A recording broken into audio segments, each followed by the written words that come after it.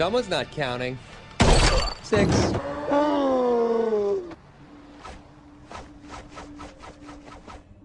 there, guys. Drone worship in your face. I decided to take a walk through the jungle here. You guys can see that I'm actually on my lunch break at work, but it's a long 600-foot boardwalk. I thought I'd take a walk and talk about what's going on in Canada. So for those of you who live in Canada, I am really sorry for you guys right now.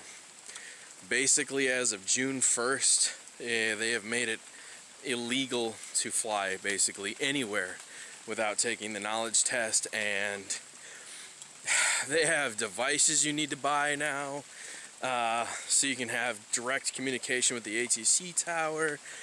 Ridiculous stuff. I'm actually going to post a video link below.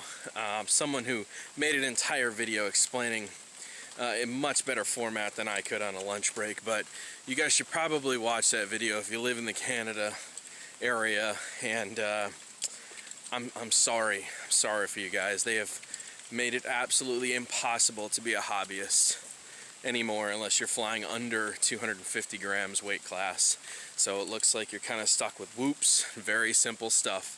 If you want to fly any of your big birds anymore, your Phantoms, your Mavics, your any of that stuff that weighs over 250 grams, you have a lot of work cut out for you. I would start studying your sectional charts, understanding airspace, all the terminology that comes along with. Basically, they want you to take a basic pilot's test without actually understanding how to fly a real aircraft. That's what they want you to do, okay? They're not asking you to learn how to fly a plane. They're asking you to understand all the rest of it that comes along with the flying portion of it. So, guys, if you're in Canada, I'm really sorry. Fines are being handed out like crazy right now to people that aren't following the rules. I think even the guy that made the video got like a $5,000 fine already.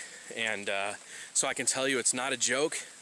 They are watching YouTube. They are keeping track of what's happening with people posting YouTube videos. Just be careful.